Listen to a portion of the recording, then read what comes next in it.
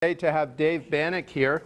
Dave is one of our own. He's a Huxley College student, and when he was finishing his degree here in 1993 for his internship, he helped to open resources downtown.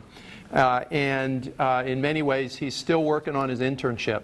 He's currently the owner of Reuse Consulting, and he travels around the country helping to deconstruct buildings and recycle all of that building material and keep it out of the landfills. So Dave, thanks for coming, and look forward to your chat. All right. Well, thanks for coming, everybody. I'm sure you were forced to come. I mean, it's a class, so I'm going to assume you came to listen to me. I attended Huxley College a long time ago and graduated, but my internship, like you said, was, there's a store in Bellingham called the Restore, and it's on Meridian there. And we started that way back in 1993, so that was a long time ago. But so what I do is disassemble buildings into parts, and I sell the parts. And you could say, how in the world did you end up doing that when you were getting an environmental science degree and focusing on limnology?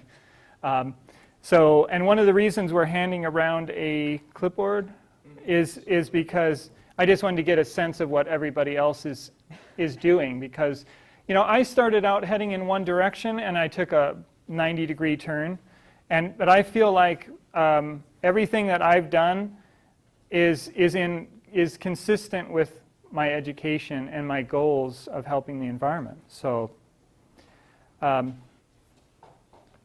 of the things that we're focused on is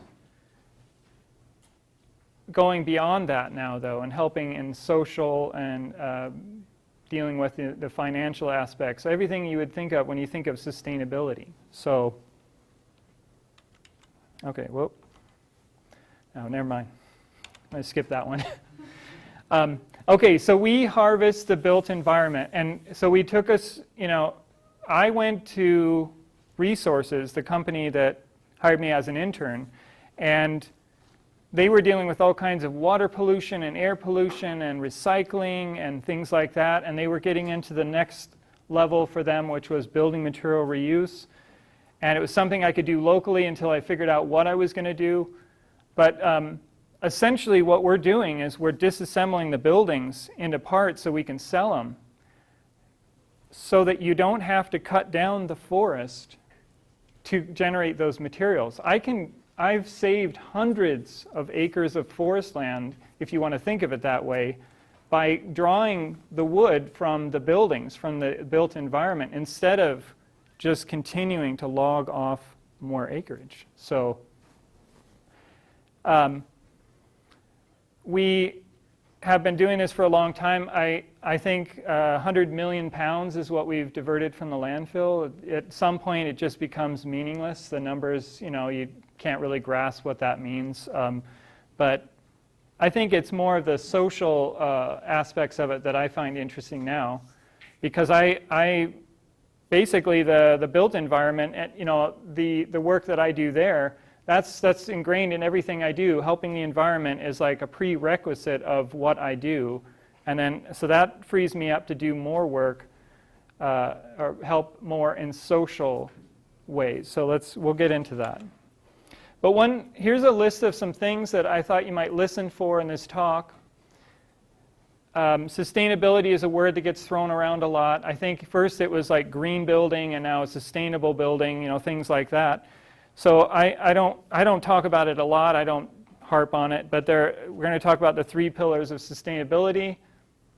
I'm going to give you an example where somebody that performed at a 99% level absolutely failed on their project.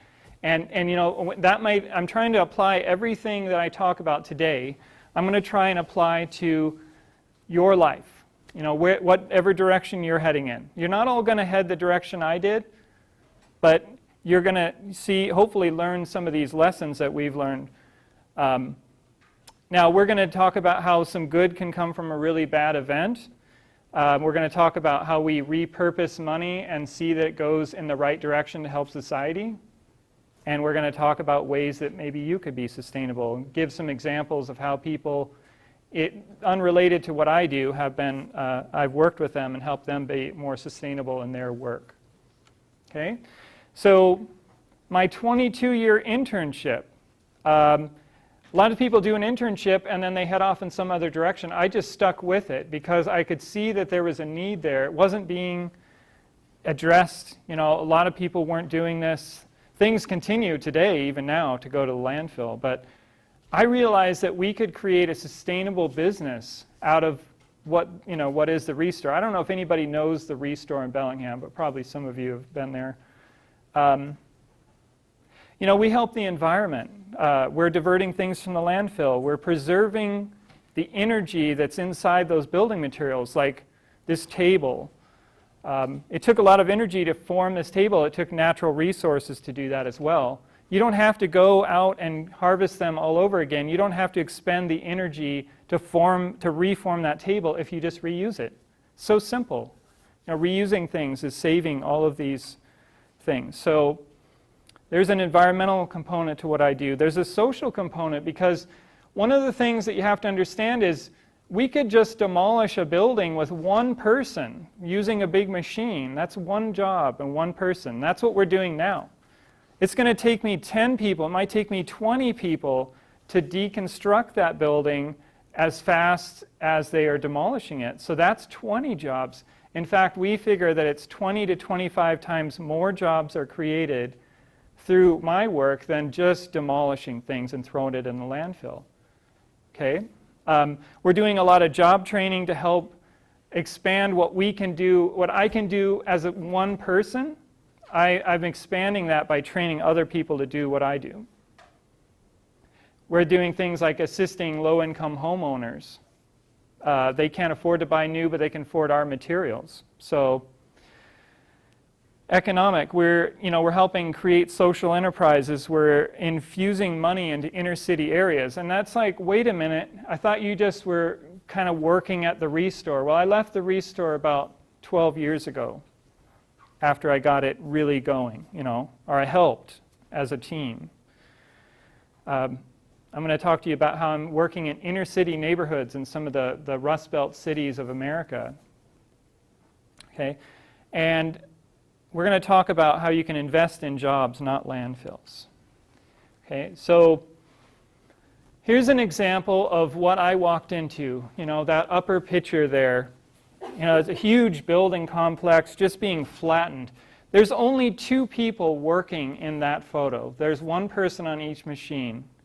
And the amount of waste that they're doing, is amazing. And you look at the bottom of the picture, there's 2 people working in that photo, right? And they're saving things. So one of the things that I'm asked all the time is, how does this work? How in the world can you compete with a machine that is designed to do that job, 25 times faster than you can do it? Well, we've learned different tricks. We're not spending as much money at the landfill, things like that. But I think one of the things that we're doing is trying to deal with the financial side of it. Not just go out and get government grants to make this work. We're actually trying to make it work, and we figured it out on a lot of projects. The one problem is we're just doing 1% of the buildings that are being taken down. So how sustainable is that? I mean, I could be the most sustainable building removal option in the world, but if I'm only doing 1% of the buildings, that means 99% of the buildings are not being deconstructed. So I've realized that I need to kind of expand what I call my sustainability sphere. I need to get more people doing this. And we're going to talk a lot about that today. Okay, one of the things that this doesn't look that safe, actually. Probably could have used a different video. Safety is actually really important, and that's one of the questions I get is like, why don't we just do it with machines? It's safer. But the fact is that I can take buildings down in a very safe way. And I just did this for fun, frankly, but 22 years, I've never had an accident. No one's ever been injured on one of my projects. So you take everything that you talk about with sustainability and everything, all the goals that you have, but if you come up with one problem like somebody getting hurt, it erases the good that you're doing. So I know this is a distraction. I need to get on to the next slide. Okay, so we're going to let's talk about the environment for a minute. Let's see. There are 3 pillars of sustainability, and we're going to talk about environment for a minute. Okay, here's a project, that blue house. Now you've got, that blue house is vacant and abandoned, and there's a group that gets a government grant, and they take this building down via deconstruction. And they don't just go in there and just start ripping. They have a plan for everything. They're going to ship the roofing over here to be recycled. They're going to save every brick and use it in a community garden. And they're saving every board, and the railings are going to the neighbor's house. This is a real project, you know. So sounds great. They're saving 99% of this building. That's their goal. 99% of this building is going to be kept out of the landfill. It sounds great. You know, in fact, it sounds like they're following their mission, like their goal, and they've actually achieved it. But when I said that they could get to that 99% level and still fail, the reason is because they didn't fully understand their own mission. I don't know if you all have a mission, like whatever direction you're heading in life, but if you have one, you have to fully understand your mission. The reason they didn't understand it is because it took them about 3.5 weeks to take this building down. They spent a lot of money, you know, a government grant. It took a lot of money to make that happen, to pay for that, to study it and everything. And at the end of it, they said, we did it. We did a great job. The problem was that 99 other buildings were demolished and thrown completely in the landfill while they were doing this one building. Do you see what I'm saying? It's like they did a great job on one building, but that one building wasn't, in the overall real world sense, that wasn't very significant. So I came up with an approach knowing that I could do, in 3.5 weeks, I could do 3.5 buildings. And I could save maybe 70% of those buildings from the landfill. Now, who is saving more from the landfill? Or am I saving more, or are they saving more? I'm saving many times more stuff from the landfill than they are. So I'm actually more on track in my mission, even though I'm passing up, I'm letting things go to the dump. So don't get caught up with, you know, you have to realize that when you take your ideas and your mission and you put them in real life scenarios, maybe you have to make some adjustments, maybe you have to make some compromises in order to stay focused on your mission.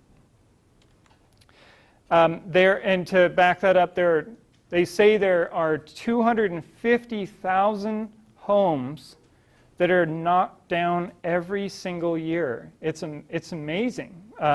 There are over 300,000 buildings in America that are demolished every year. If we're doing 3,000 buildings as an industry, that's only 1%. We can do better than that. I'm trying to train people so that we can get to a higher level. If we do reach even, some portion of this, but I would love to save a bigger fraction of the 4.2 million trees, which is probably, if you include all buildings, we're probably talking about 6 million trees that are represented by those buildings going to the landfill. So it would be like saying we're going to cut down 6 million trees and we're going to ship them directly to the landfill. That's essentially what we've done. Only that we used them as a building for a certain amount of years and then we threw them in the landfill. Okay, so that's what we're talking about here. I'm not talking about me just doing this in Whatcom County or something. You have to look at the big picture, and that's what we're trying to do. That's why we're training other people in other states. Okay, here's somebody that came out of college and they were like, I've got an idea. I'm going to create a product and it's going to help the environment because it's spray foam insulation. It's going to insulate these homes in such a thorough way that it's going to save energy, and that helps the environment. Yeah, that's true. That's true. There's people using spray foam insulation all over the country now. The one problem is that when you spray it on something, you can't get it off. And when you spray it on something, it's no longer, that something is no longer reusable. It's also no longer recyclable. So now, whatever building you just sprayed it on has just automatically become a pile of garbage at the end of its lifespan. When it's time for me or somebody else to take this building down, you just turned your building into a pile of garbage. So, not to mention the fact that there may be some other health issues related to it, but it's like, that's what I'm doing in the real world. I'm seeing, the people, they rush to an assumption. They try and, I think that goes along with what I was saying earlier about following your mission. In this case, I have to take whatever benefit that product creates, and this doesn't have to be a building material. It could be a service. It could be any kind of material that you're going to be involved in the future, and you have to subtract the good that it does. From that good, you have to subtract the bad that it's now generated. If there wasn't any spray foam insulation, I could have saved this building. I could have saved that material. So, okay. Now here's a building. It wasn't designed specifically to be deconstructed, but it's almost like they were thinking that. It's a big shop building in the Port of Tacoma. All these pictures are real-life examples. So it's a huge storage warehouse. It's got roofing that's screwed on. It's got beams that are bolted on. And you know what? I can remove screws. I can remove bolts. It's not glued together. It's not spray foamed together. In the end, this building, 99+% of it was reused because the person that bought it reassembled it somewhere else. So this building is now somewhere else reassembled. It was in the way of a new shipping terminal. It had to go. I understand that. But the great thing is it wasn't wasted. All of the energy that it took to create those materials, it's still in those materials. We didn't lose that. We didn't lose the resources that building represents. Okay? So we call that design for disassembly. It means that in the future, anybody who's thinking about getting into building, architecture and things like that, it's one of the directions that's going towards sustainability.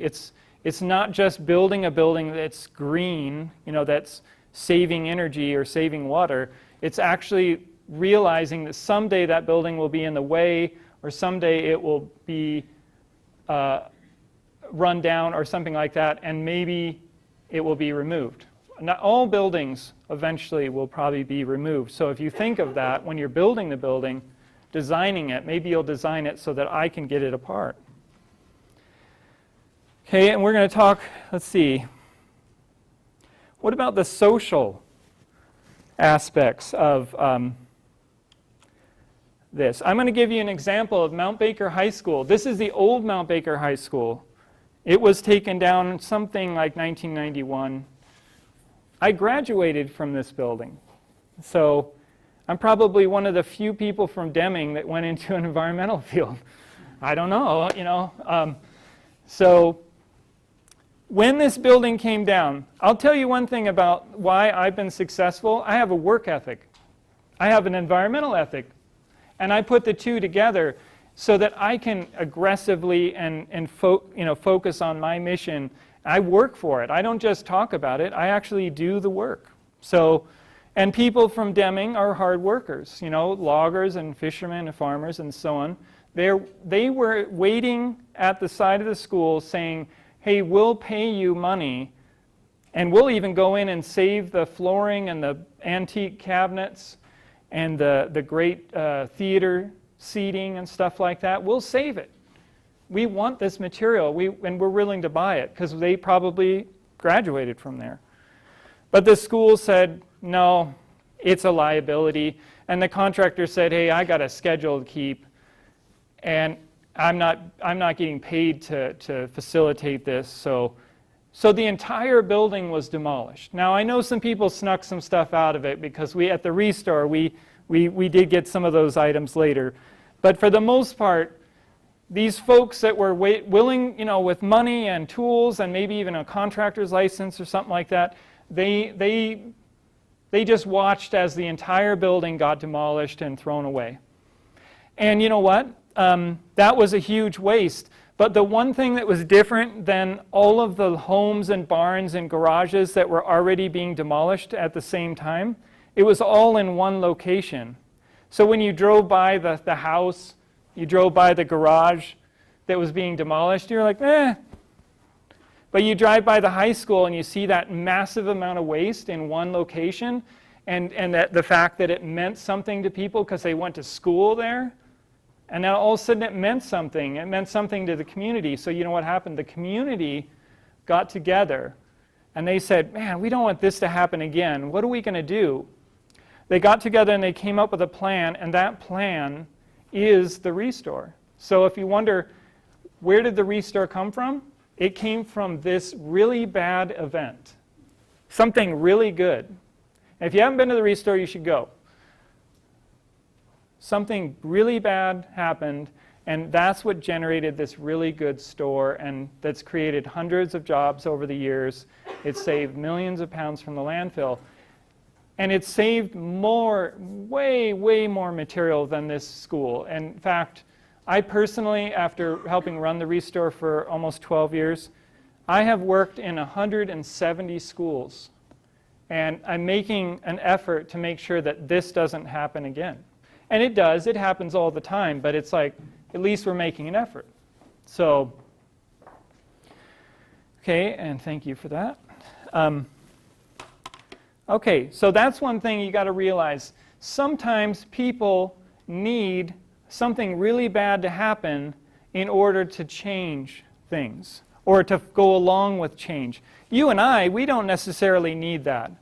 We might see like a really incremental change in the temperature, and we might pay attention to that. Other people are like, no, I need something major to happen. I need an ice shelf to dislodge itself, or something like that before I'm going to change. But the fact is that I try to look at really bad events and say, what good can I get from that? Can I use that event to change people's opinions? So now, workers do the work. That sounds pretty obvious.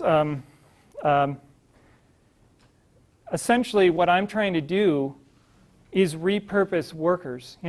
What I see, because I work a lot in the Rust Belt cities, the cities that had all the manufacturing. In North Carolina, you had carpet, and in Detroit, you had automobiles and all this stuff. And a lot of those jobs are now overseas. Everybody knows this, So what are these people doing? Did they were making cars and now they're working at McDonald's? Something, yeah, that's not too far off a lot of times. They don't have anything to do. A lot of the craftsmen that would make furniture in North Carolina, they're selling Chinese furniture because at the store, because that's the only job available. Well, that seems like a shame because they're skilled and they have, these abilities. So what we're doing is we're taking all this reclaimed wood that we're gathering from buildings, and we are making reclaimed wood furniture. And you know who's making them? Those workers. I don't know how to make furniture. I mean, I do, but I'm not an expert at making furniture. They are. So I can get them back into the furniture making business. And when I get wound up and I start thinking, my brain gets actually moving a little bit, those factories that made furniture in North Carolina are now vacant and abandoned. We disassemble them and we use the wood from the factory to make furniture. You guys get that? You see the cycle? It's like, I have such a fun job, because I get to do crazy stuff like that. And then, but the thing is, we actually have been doing that, and also, those workers can really appreciate what they're doing because they used to work there. Okay, let's see, think how close I am to being on track here. So let me just keep moving. Understanding and not agreeing. Remember, I don't know what you're going to do for work, but I see there it's a variety of things, you know. Understanding and not agreeing. You might come out of this, you might come out of college and start your career, and the first person you deal with, your first client, your first customer, or whatever, they're doing something that you don't necessarily agree with. From an environmental standpoint, let's say. Maybe they're building a house that's huge, you know, and it's like, hey, the windows are really energy efficient, but yeah, the house is 10,000 square feet, so it's still going to use 5-10 times more energy than the house that I live in, you know. But the thing is that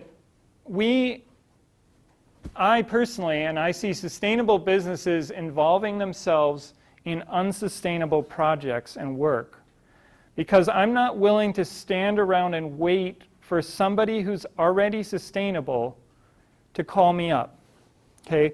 And what that means is there's a certain amount of people in the Northwest that have a sustainable ethic, and they're the ones that are building tiny houses, and they're the ones that are, you know, bringing the grocery bag, and they're certainly bringing their water bottle, you know, their reusable water bottle and all that stuff. If I help them, there's not much more I can do to help them be more sustainable because they already are in their life. I'm looking to help people that aren't really sustainable at all. I'm looking, because that's where I can make the most use of my time, by helping people that don't even know what sustainability means. I'm maximizing the value of my time because I'm making major changes in their lives. This project, for example, I don't have anything to say about the owner. I was never allowed to know who the owner of this property was. Somebody who has a lot of money, let's just say that. I went into this project, they said, hey, we got to remove this cabin because we got to build our fourth summer home, you know, something like that. And I said, okay, you know, this cabin you're removing is so nice and you're on an island after all. What about reusing some of the cedar from your cabin in the new home? And they said, well, that's an interesting idea. And I said, you know, let's cut up some of it and see how it looks. And it looked great. And you know what? The old cedar cabin that I took apart is now what you see in this building. So the one thing that we found out later was the trees that were on the lot that were cleared to build the cabin were the wood that they used to build the cabin was the trees that grew there. In part, you know, they had to move in other wood, but so the trees that grew on this lot that were used to build the cabin, that were deconstructed and then remilled into this paneling, is now in the house. You guys follow that? I know I don't have a lot of time, but these are the trees that grew on the lot that you're seeing on the walls of this house. Sounds like a good story. It is a good story. You know what? When they talk about their nice dream home and vacation home, one of the things that they're sharing with their friends isn't about how much they paid for their refrigerator. It's about how those trees are now in their new home, and it's their third use, I guess. So I like helping people that aren't sustainable because it makes them more sustainable, and it's a big change and it's good use of my time. Okay, capturing market share. What is all that about? You know, it's one thing to sit and just say, I'm just happy with my little business. I'm just happy doing my little thing, you know, making my 1% impact. I'm happy with that. I should be happy. I mean, I make 100 million pounds from the landfill, and I'm still going. It's just that as I talk to people, I realize that we could take a bigger share.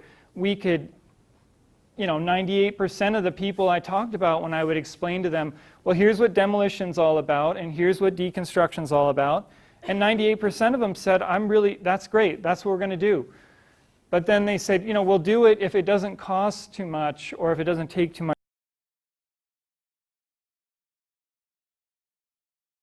We can figure out how to take a building apart. You can figure out how to do something sustainable. Can you figure out how to get people to do it, though? Can you figure out how to get people to pay for it? That's the challenge. So that leads us into the financial. Everything I do has a financial impact. I'm more focused on that than I am the environmental impact because I already know that I'm making a huge environmental impact. I don't need to keep wondering if I'm doing a good job there. Okay, so let's talk about what is this picture all about.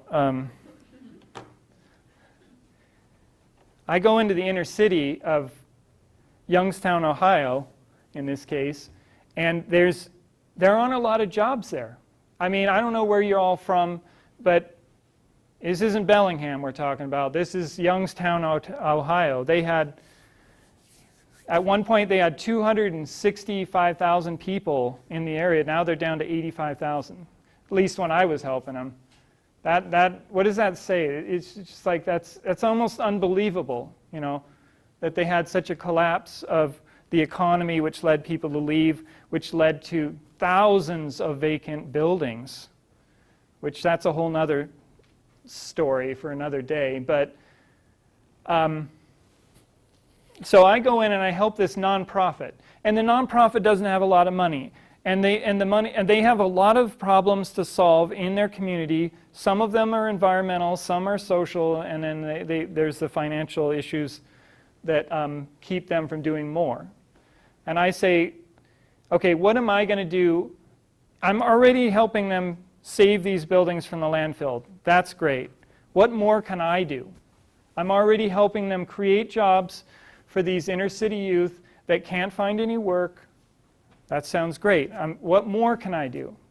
Well, one of the things they did, in every budget, people say, well, we'll rent you a car. We'll pay to rent you a car so that you can get yourself around town. And I'm like, okay, well, that's money. That's like, what am I going to do? That's part of my budget, and I can rent any car I want.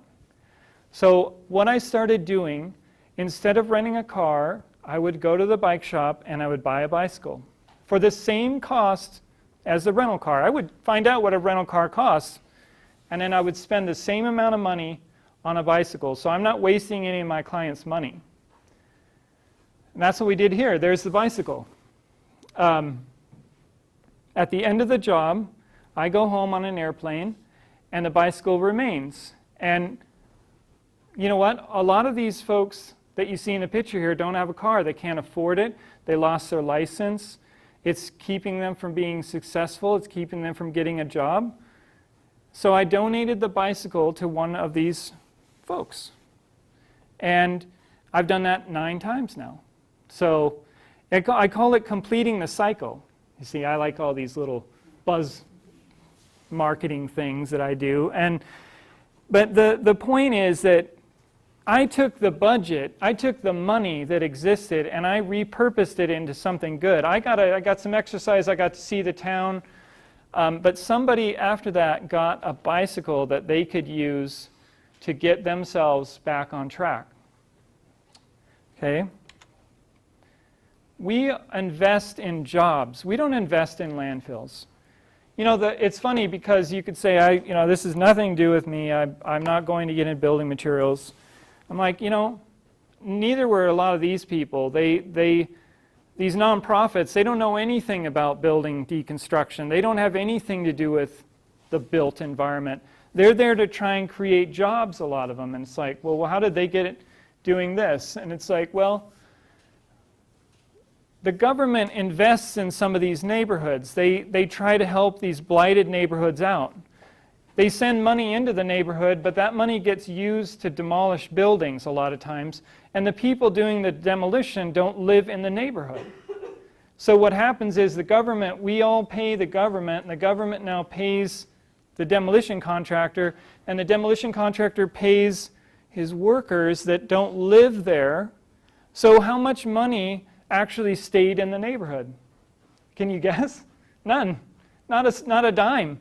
Not a dime of that money goes to help people in this neighborhood. It removes blight in that neighborhood, but what I realized is we could get people that live in the neighborhood to remove the blight, and that all the money would stay in the neighborhood and we would remove the blight.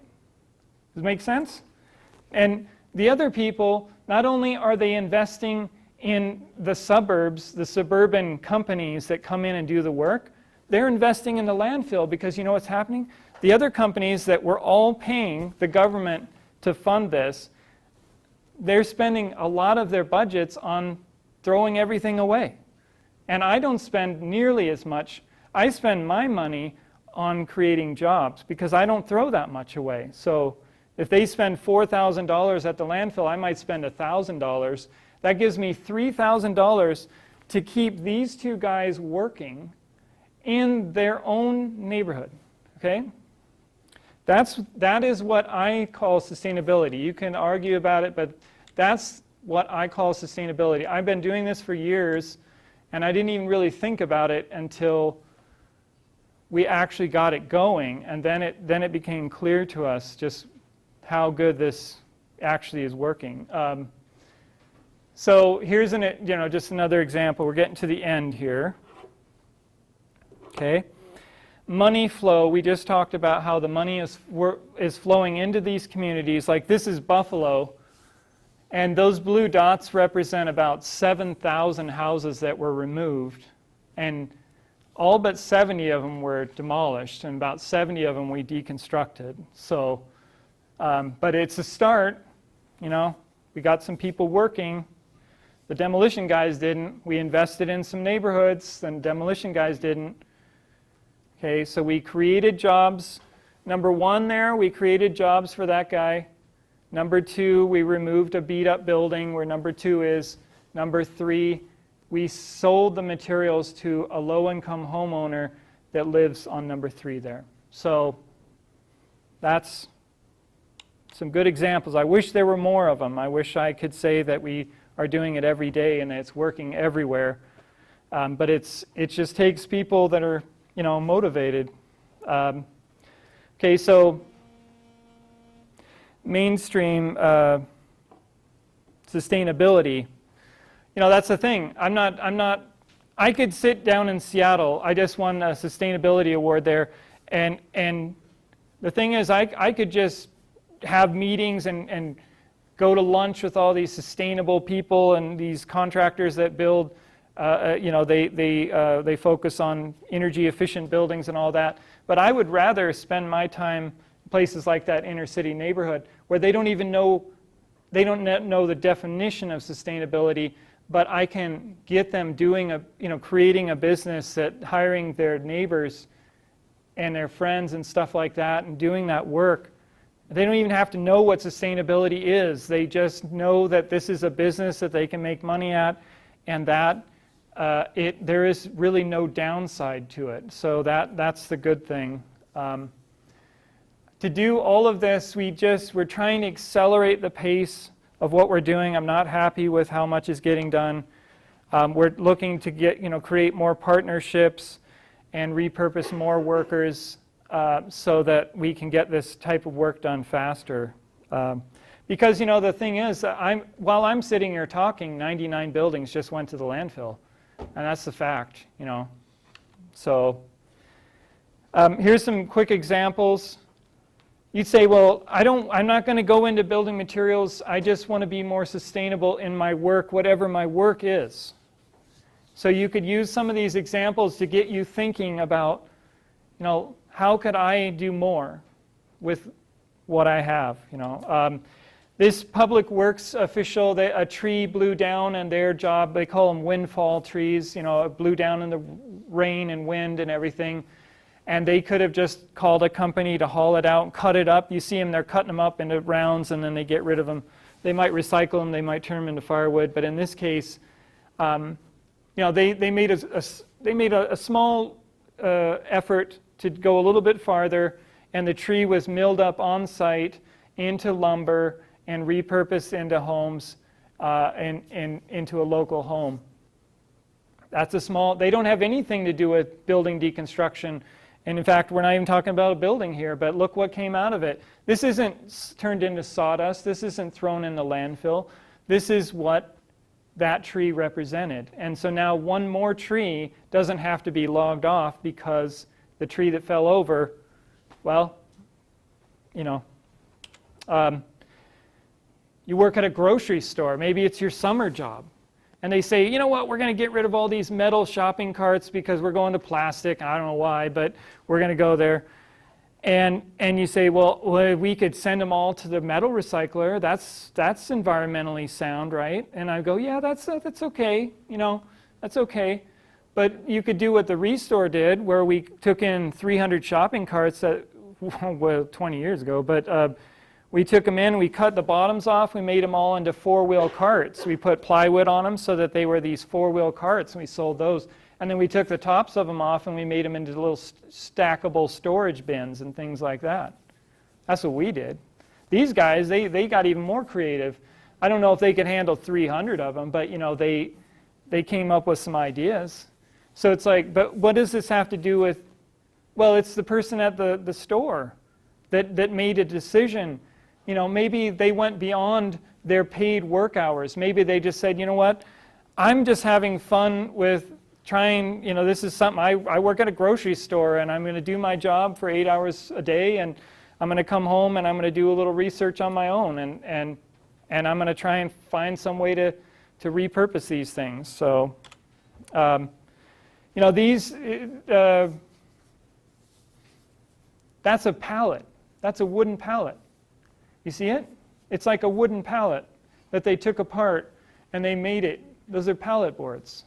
And so there's a lot of pallets that get ground up or thrown away and burned or whatever. So these guys, they didn't have anything to do with building materials. They were there to find jobs for developmentally disabled adults to make them, you know, more productive. And so they came up with a plan where we could have them do sanding and we could have them do certain parts of the assembly and things like that. And what do you know? So there's, you know, now we've got somebody, we're creating jobs for people that can't, you know, or it's hard for them to find work. We're saving things from the landfill, and we're selling these things at a profit, which helps the nonprofit create more jobs. Hey, that's an idea. Demolition contractors, well, I just put them down. All this entire talk, I was just putting them down. But the fact is that they save a lot of material from the landfill when I work with them, or when they seem motivated to do that by the people that are buying this stuff. So what does that mean? It means that if I had a choice in my building products someday, I don't care what business I work with, you know, at Seaholm High School, they said Seaholm High School is about, you know, they're asking for comments on what should we do? We're going to build a new Seaholm High School. Okay. Well, maybe if I had anything to do with Seaholm High School, I would say, hey, let's try and use more reclaimed wood in the new school. Well, that encourages, that's demand. We're creating demand for a product. Even though I have nothing to do with building materials, I do now because I work at the school and I'm saying, hey, I think we should use reclaimed wood. And now the demolition contractor is seeing, well, there's all these people asking me for this, I should save more of it. So essentially we're changing their behavior by creating this bubble of demand, and then a little light bulb goes off and they realize, hey, I've got the supply. I want to get this demand. I want to get the money that from these materials instead of just sending it to the landfill. And before you know it, the demolition people that I work for, that I train, they start talking about sustainability. It's the strangest thing. And the reason they're talking about it is because it's marketing, because it makes them money, whatever their reasoning is. For me, as long as I can get them to save the materials, I'm happy. So I know I can't necessarily change their mindset completely, but I'm making an effort. So last slide is, this is a bridge over the Great Salt Lake. It was a bridge.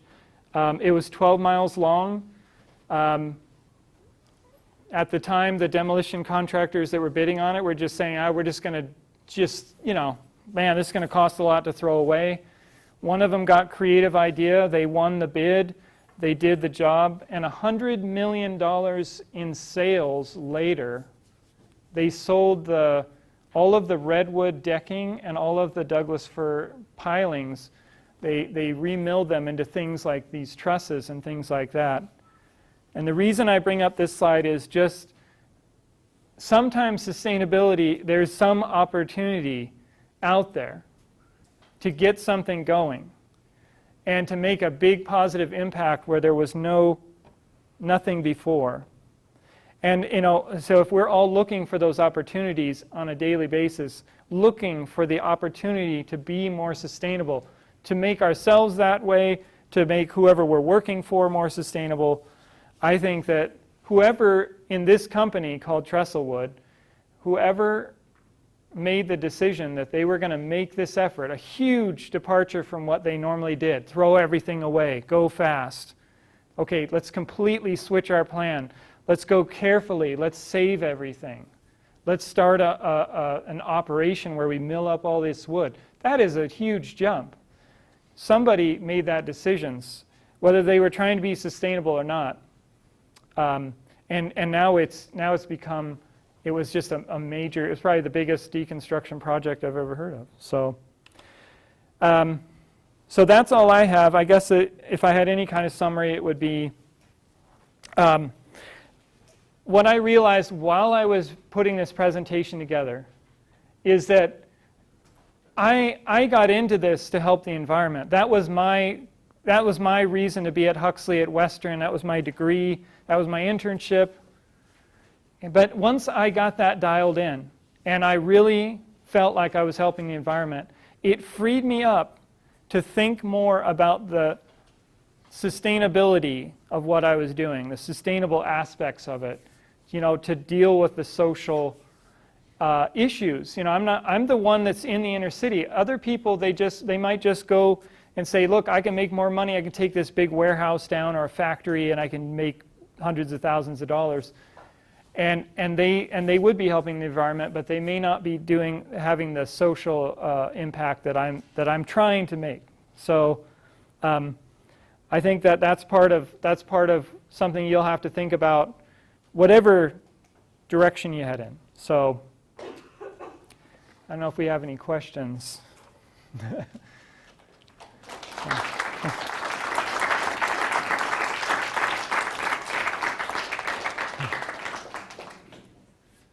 you have a question? Yeah, I don't know if you know the answer to this, but with the remodeling of Carver Gym, do you know how much of that is being reused? It's funny, Steve and I were talking about that because I happened to be walking by it and I was like, wow, they're throwing stuff away left and right. And they, one of the things that that kind of relates to like the Mount Baker High School thing where you see waste happening like right in front of your eyes every day you walk by. And I think we were a little too late to change things. The contracts, the work was already beginning, and I tried to get the contractors' ear, and they just didn't necessarily have a reason to listen. But I think that, if I was up here and I could really get a sense of what was happening, like how much waste there may be, or if I had been asked before the project started or something, I think there's probably a lot more that could have been done. But I will say that I was told that the college did think of this, and they are saving a lot of materials to be repurposed, and that's great, that something is happening. The one thing I've realized is that I can't let anything like that get me down, because I have 100 Carver Gym type projects that are happening around the country right now. I mean, not to say that they're mine or that they're my responsibility.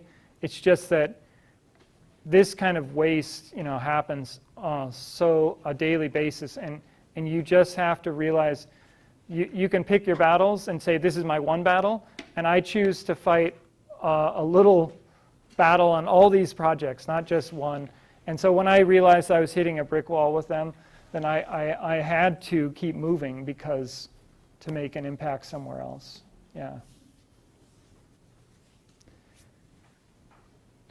Yeah. How big is your consulting firm? How big is it? Yeah, like how Sounds great, doesn't it? Sounds like maybe it's big. It's like 3 people. Okay, so we're talking about the internships. Like, isn't that the next step for me? To take on an intern or a couple of interns, right? So that's that's something that's in our future, is to say, is there anybody interested in what I'm doing enough to make it in their internship, here at Western? Because that would be a great, cyclical move because I started as an internship, so why not continue it on? At some point, I'm going to stop, but the fact is, when I go train, you could say, how many people are we talking about? And I say 3. And it's like, well, that doesn't sound very good. But it's like, yeah, but when I go train a group in New York State, and now I have 23, temporarily, because they have 20. I get them going. There's not just one Restore, we started a second Restore in Seattle. But when I left the Restore, I've started 15 more Restore-like businesses. So there are actually 17 Restores then, right? You think there's just one in Bellingham. There's 17, maybe there's 20. And they're all trying to do that for me, in a way. So I focus most of my time on either taking buildings down myself for practice, trying different techniques, or I train other people to do it in other areas so that they can be the ones that are really making the impact. So that's what consulting firms, I think, do. You don't need 20 people to do that. You just need 20 other groups, that all have their 20 employees. Now you got 400 people doing it. So that's how we realized we could actually. That was the most sustainable move we could make. Train other people, get them doing it, whether they agree with sustainability or environmental protection or anything. Doesn't matter. That's even better, right? I said that. It's like, if I can get people that don't care about the environment to help the environment, that's the direction I want to go. I don't need to necessarily help you guys. So, any other questions or? Right against it. Okay. Yeah.